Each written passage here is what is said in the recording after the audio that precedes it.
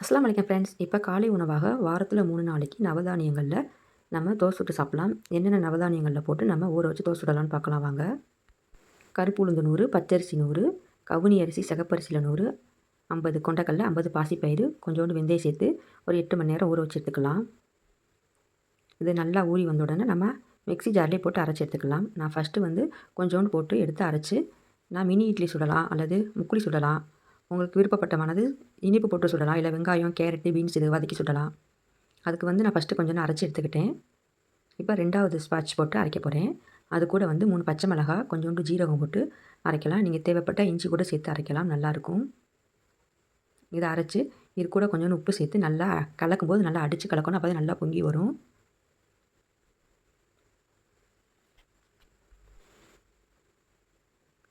இப்போ நல்லா அடித்து கலக்கி நம்ம ஒரு மூடி போட்டு மூடி வச்சிடலாம். ஒரு 5 மணி நேரம் 6 மணி நேரம் பொங்கி வரட்டும்.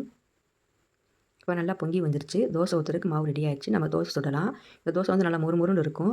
நல்லா சத்துக்கள் நிறைஞ்சிருக்கு நவதானியங்களில். பிள்ளைகளுக்கு பசங்களுக்குலாம் நீங்கள் இது போல் செஞ்சு கொடுங்க. கருப்பு உளுந்தெலாம் கால் வலி குறுக்கு வலி உள்ளவங்க நல்லா சாப்பிட்லாம். நல்லா ரொம்ப சத்து. கால்சியம் குறைபாடு உள்ளவங்க, ஹீமோக்ளோபின் கம்மியாக இருக்கிறவங்களாம் நல்லா சாப்பிட்லாம். இந்த நவதானியங்கள் நார்ச்சத்துக்கள் நிறையா இருக்குது. நம்ம அவிச்சும் சாப்பிட்டுக்கலாம், இது போல் ஊற வச்சு தோசை சுட்டு இட்லி சுட்டும் சாப்பிட்டுக்கலாம். இப்போ தோசை பார்த்திங்கன்னா நல்லா மொறுமொறுன்னு இருக்கும் தோசை. இது கூட நீங்கள் தக்காளி சட்னி, கார சட்னி, இல்லை நேற்று வச்ச மீன் குழம்பு, இப்படி பழைய ஆணங்கள் இருந்தாலும் நீங்கள் வச்சு சாப்பிட்லாம், நல்லா டேஸ்ட்டாக இருக்கும். நெய் ஊற்றி சுட்டுக்கலாம், நல்லெண்ணெய் ஊற்றி சுட்டுக்கலாம். நீங்கள் இது மாதிரி உங்கள் பிள்ளைகளுக்கு வாரத்துக்கு 3 நாள் சத்துள்ள உணவாக கொடுங்க. இப்போ காலை உணவாக முருங்கைக்கீரை சூப்பும் கேப்ப ரொட்டியும் பார்க்கலாமா வாங்க. இப்போ முருங்கைக்கீரையோடைய தண்டு, 10 சின்ன வெங்காயம், ஒரு 10 வெள்ளைப்பூடு, கொஞ்சோண்டு ஜீரகம், இடித்து வச்ச மிளகு, இதை சேர்த்து கொஞ்சோண்டு மஞ்சத்தூள், உப்பு சேர்த்து நல்லா தண்ணி நல்லா நிறையா விட்டு நல்லா அவிச்சி எடுத்துக்கலாம். நல்லா சூப்பு மாதிரி நல்லா வெந்து குழஞ்சி மசிஞ்சு வரணும். அப்போதே சத்துக்கள் அந்த சூப்பு நல்லா இறங்கி வரும். இப்போ குக்கரில் ஒரு 5-6 விசில் போட்டு எடுத்துக்கலாம். இப்போ நம்ம கேப்ப ரொட்டி அது கூட சாப்பிட போகிறோம்னு சொன்னோம் இல்லையா, அது கேப்ப ரொட்டிக்கு கேப்ப மாவு, கொஞ்சோண்டு ஜீரகம், சின்ன வெங்காயம் பொடி பொடியாக நறுக்குனது, முருங்கைக்கீரை, பச்சை மிளகாய் சேர்த்து தேவையான உப்பு சேர்த்து தண்ணி தொளித்து நம்ம சப்பாத்தி மாவு அளவுக்கு நல்லா பிசைஞ்சு எடுத்துக்கலாம். இப்போ நல்லா பிசைஞ்சு எடுத்தாச்சு. ஒரு ஆயில் கவர் இருந்தால் அதை எடுத்து நல்லா ஆயில் கவரை நல்லா தட்டி எடுத்துக்கலாம். நல்லா தட்டி எடுத்து தோசைக்கல்லில் போட்டு நம்ம எண்ணெய் ஊற்றி சுட்டு எடுத்தமாக்கும் கேப்ப ரொட்டி தயார். இதுலேயும் நிறையா கால்சியம் சத்து இருக்குது. நோய் எதிர்ப்பு சக்தி நிறையா இருக்குது.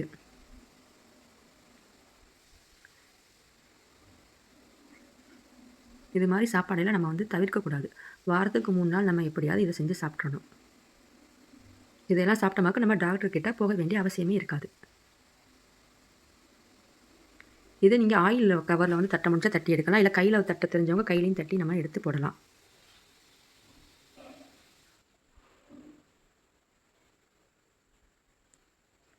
நல்லா ஓரம்லாம் நல்லா தடிமனாக இல்லாமல் லைட்டாக தட்டி எடுத்துக்கலாம். இப்போ முருங்கைக்கீரை சூப் ரெடி ஆகிடுச்சு. இதை மிக்ஸி ஜாரில் அரைச்சும் நீங்கள் சூப்பாக குடிக்கலாம், இல்லை பருப்பு மரத்தை வச்சு நல்லா கடைஞ்சிக்கிட்டும் குடிக்கலாம். நான் இப்போ சும்மா சாதாரண வடிகட்டி தான் சாப்பிட போகிறேன். இது காலை உணவாக நாங்கள் எடுத்தாச்சு.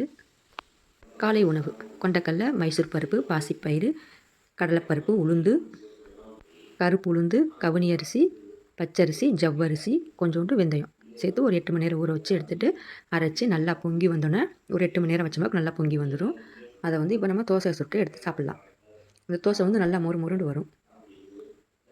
ஒவ்வொரு நாளைக்கு ஒவ்வொரு தானியங்களை நீங்கள் சேர்த்து இது மாதிரி தோசை, இட்லி, முக்குளி இது போல் நீங்கள் செஞ்சு சாப்பிட்லாம். தோசை நல்லா மொறுமொருண்டு சூப்பராக இருக்கும். இந்த தோசை கூட நீங்கள் தக்காளி சட்னி, கார சட்னி, எந்த சட்னி வேணாலும் சாப்பிட்லாம். நான் மீனானம் வச்சேன்னா அந்த அன்றைக்கி மீனானம் எடுத்துக்கிட்டேன். அது கூட ஒரு ஜூஸ், பீட்ரூட் ஜூஸ் காலை உணவாக நாங்கள் எடுத்து சாப்பிட்டோம். ஓகே ஃப்ரெண்ட்ஸ், இந்த வீடியோ பிடிச்சிருந்தால் லைக் பண்ணுங்கள், ஷேர் பண்ணுங்கள், கமெண்ட் பண்ணுங்கள், சப்ஸ்கிரைப் பண்ணுங்கள். தேங்க்ஸ் ஃபார் வாட்சிங்.